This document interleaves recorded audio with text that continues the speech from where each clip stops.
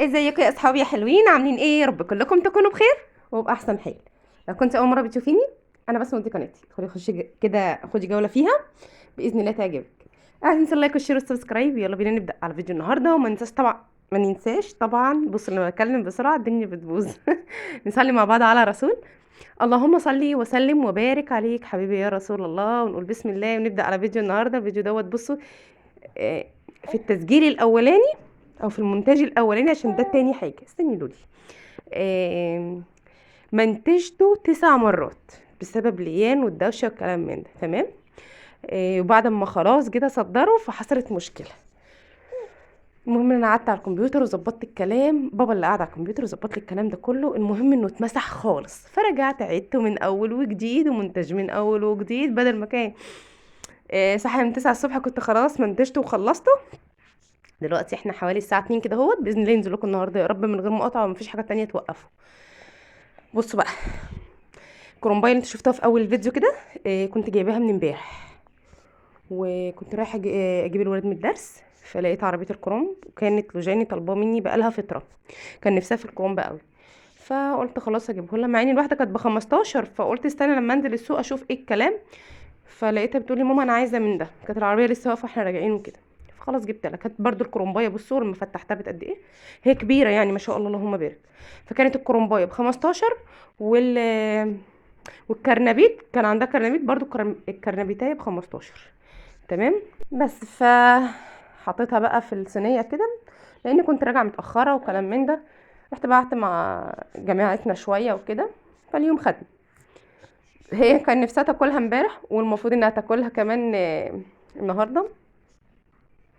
يعني انا جايباه من اول امبارح، والفيديو ده بتاع امبارح، وانا بمنتجه لكم الخميس، النهارده الخميس، تمام. مفيش نصيب. المهم ان هي النهارده الخميس هتاكلها، لان خلاص سويتها ريحتها طالعه ودفيت عليها كمان. المهم، بصوا بقى، قلت ان انا انضفها. انتوا عارفين الكرنب بياخد وقت كتير، المحشي عامه بياخد وقت كبير. اسم الله حبيبي، اسم الله يا ماما. بياخد وقت كتير جدا، تقريبا بياخد اليوم كله اصلا. هو يومنا كله هيبقى مع الكرنب النهارده. إيه، بصوا، هو في ناس وانا عملتها قبل كده، ان انت بتقوريه من فوق اللي هي الحته العظمه دي الناشفه، وبتحطيها كلها في الحله. ده لو انت عندك حله كبيره، لو هي كبيره، ولو صغيره أنا عملتها كذا مره لما كنت جايبه كرنب صغير، فعملت كده. هي برضو سهله مش صعبه، وكله بيمشي يعني. الطريقه ما بتقفش على حاجه، المهم تعمليها صح. انا ساعات بقطعها زي ما انتوا شفتوا كده، بفرغها وبسلقها، وساعات وانا بفرغها كده بقطعها بالمره بالطول اللي انا عايزاه على الحشو على طول، عشان لما اجي الفها رول تبقى جاهزه. بسلقها واطلعها والف على طول بقى. إيه، فانا عملتها بقى ايه كده. المهم اللي كنت بحطها كنت بطلعها على طول، احط واحده فوق منها واقلب واطلع علشان ما تتهراش معايا. خلصت انا الكميه بتاعتي كلها، وطبعا الانسه مش ساكته زي ما انتوا شايفين كده. ضربيني، ماشي. بص انا بسجل لكم بلف في الاوضه وهي على ايدي عشان تسكت. فقلت اغديها واغير لها البامبرز بتاعها واظبطها. هي كانت لسه مغيره الطقم دوت ومرمطته اصلا، ف قلت اظبطها هي الاول علشان انجز وقتي واخلص في اللي انا فيه. هي تقريبا كل 5 دقايق 3 دقايق بالظبط تعيط عايزاني في حاجه، فهي كمان بتاخد وقت كبير من يومي. ربنا يبارك لنا فيهم يا رب، ويجعل فيهم البركه باذن الله. قاعده بقى على النطاطه بتاعتها لما اغديها واخلصها. بس انا جري الفيديو جامد قوي يعني، مش بتاكل بالسرعه دي، واحنا ما فيناش سنوده خالص. المهم، نبدا بقى نسمي الله كده اهوت ونخش على المعركه بتاعتنا. عملت لي كوبايه شاي كده بقى، عشان ايه؟ استقلص، ما من حق استقلص شويه. والله العظيم من قله النوم بقيت القهوه ما بتعملش معايا اي حاجه، النسكافيه ما بيعملش معايا اي حاجه، عندي صداع مش طبيعي. الحمد لله، ربنا يبارك لنا في عمرهم يا رب. النهارده عندنا كشف، اتصلنا بقصر الشفا. انا تعبت من دكاتره الصدر ودكاتره البطنه، ومفيش حد عارف فيه ايه. فقلت خلاص انا حجزت بقى انف واذن، ولما هشوف النهارده ايه الكلام، لاني زادوا لوجاني ما ناموش. طول الفيديو ده انت مش هتلاقوا لوجاني موجوده. لوجاني كانت طول اليوم تعبانه، تنام وتقوم تنام وتقوم. اول مره تحصل عندي في الولاده ان درجه حراره بتاع الطفل عندي توصل ل40. ف الله المستعان. هي تعمل 40 وشرطه، 40 وشرطتين، عارفين الخضه دي البنت بنقومها تقع، نقومها تقع. ما ينفعش اسكت، والله مش ساكتين اصلا، بس اعمل ايه مش عارفه. هنشوف النهارده ايه النظام. وبعدين بلاقي في حاجه ورمه في مناخيرها جوه، تقولي ماما انا مخنوقه، مش عارفه اخد نفسي كده، وزياد درجه حراره 39. الحمد لله، والله يبارك له. زي ما انتم شايفين كده كان بيساعدني من البدايه في الفيديو كله، هو بيساعدني والله، مش عشان الفيديو، هو اصلا بيساعدني يعني. طلع الهدوم من الباسكت وقلبها لي، وبيعرف ينقط. انا خلاص عودتهم، اللي هو هدومي لوحدها، هدومهم لوحدها، هدوم بابا لوحدها، كل حاجه لوحدها، فاهمين قصدي؟ وبيقلبوا الهدوم ويظبطوها يعدلوها يعني. وقال لهم يلا حطوا في الغساله. زي ما انتم شفتوا هو اللي حط لي الحاجه في الغساله، بس بحط المسحي وخلاص على كده. قطعت بقى الكرنب بتاعي زي ما انتم شايفين، ورصيته هياخد معايا 3 اطباق، بس الطبق وجبه يعني، حله مليانه اهو. انا زي ما انتم عارفين من ساعه ما ولدت ليان كنت مجففه حاجات وكنت شايله حاجات، وعارفين طبعا الولاده القيصريه مع 3 اطفال مع الكلام ده كله، كنت بسحب من الفريزر لحد ما فاضى خالص، ومش مالكه انزل اجيب مشتريات. انا بنزل دكاتره، ولو افتكرت حاجه وانا جايه بجيبها، ما افتكرتش بفتكر بعد ما بروح، فاهمين قصدي؟ المهم كان عندي غدا كده اهو قبلها بيوم. كنت عامله جزر وبطاطس وطبعا كوسه. معجزه في التاريخ ان انا اعمل كوسه، طلعت حلوه مش وحشه، بس انا ما بشوف الكوسه بدوخ، مش عارفه ليه. فكنت عاملاهم كده اهوت. الاحمر ده بابريكا، لكن هي معموله بالشوربه، هي مش شوربه خضار، لا انا كنت عاملاها صينيه في الفرن. فبقى زي طبق كبير كده اهوت، هسخنه. وكمان عندي صباعين كفته، وده غدانا النهارده، علشان مش هلحق اعمل الكرنب. بس هقول لكم عملت حله هعملها ازاي. الغساله خلصت، بصوا الغسيل دوت لحد دلوقتي لسه ما نشرتوش، انا بمنتج اهوت ولسه ما نشرتوش، لاني بنجز في وقت عشان ماشيه، انشره بس قبل ما امشي. المهم ان انا اما خلصت كل حاجه ورايا بقى، قعدت حشيت لي حله محشي يعني. بعد ما عملت ال3 اللي انتوا شفتوهم دول، خدت منهم واحده لما بابا قال لي انا اجازه بكره، وحجزت للولاد في المستشفى وكده. فقلت خلاص عشان اسهل على نفسي، رحت مطلعه فراخ اوريها لكم في اخر الفيديو. سبتها براحتها خالص تحل. وحشيت برضو انا ايه حله محشي كده، سهلها على نفسي. عملت بقى ايه ما انا عرفت ان هو اجازه، قلت اعمل حلويات ناكلوها بكره او كده اهوت، او نسهر عليها وكلام من ده. فعندي كيس البسبوسه ده كنت جايباه من اخر مره رحت الهايبر معاكم. وهقول لكم اللي حصل. كارثه في الاخر. المفروض ان هو يتحط له معلقتين زبده، انا ما عنديش زبده، فرحت حاطه له معلقتين ايه سمنه بلدي بقى. قلت ايه اخدمها.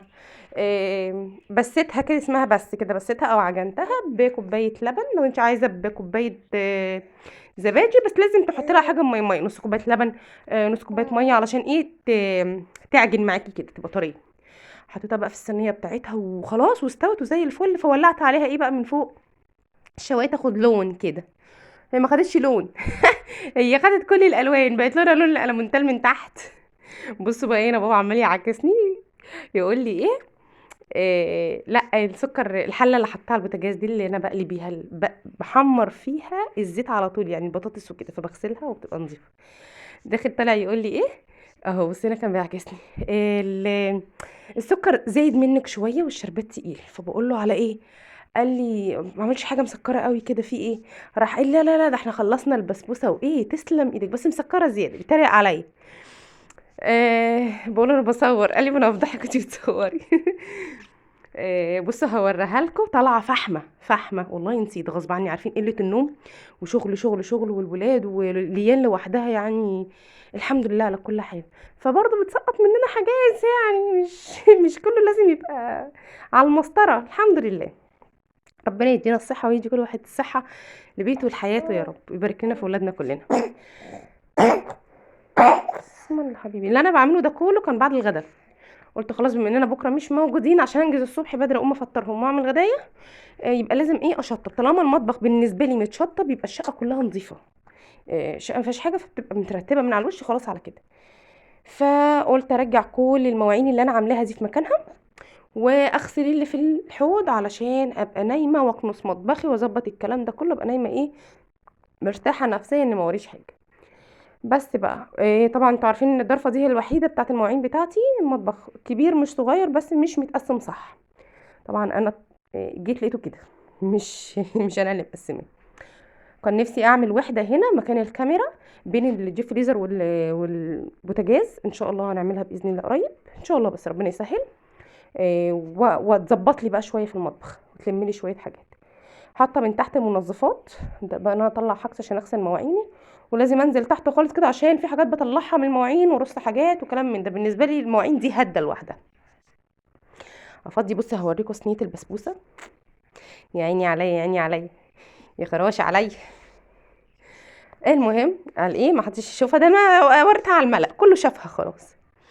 سمي الله بقى كده واظبط اموري واخلص حاجتي، وعشان اشطب السلك ده لسه ما قسمتوش وحطيته في العلبه بتاعته، كان زياد لسه جايبهولي.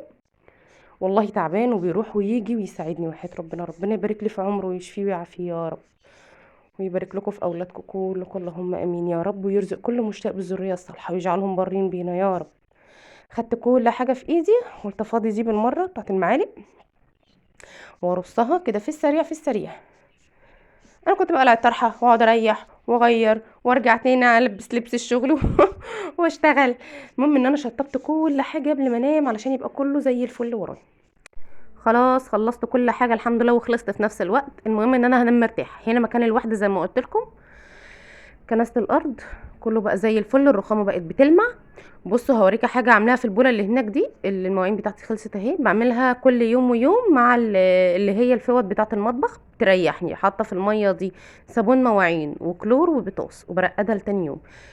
كحت البسبوسه كده اهوت ورقدت فيها ميه، طلعت فرختين صغيرين حلوا تلجهم قسمتهم قنصص كده وحاطه في الميه دي محلول سكر وملح وليمون. وقبل ما انام هديه شطفه نضيفه قوي وهحطه في التلاجة. دي حله المحشي اللي انا حشيتها. بكره باذن الله اسلق الفراخ و اخد شربتها ويبقى غدايا جاهز يعني. المهم ان انا كده خلاص شطبت كل حاجه وبقت زي الفل ومية مية. لو وصلتش لحد هنا من الفيديو اقول لك شكرا، ما تنسيش باللايك والشير والسبسكرايب، واستنوني في فيديو بكره باذن الله. ولا اله الا الله سيدنا محمد رسول الله.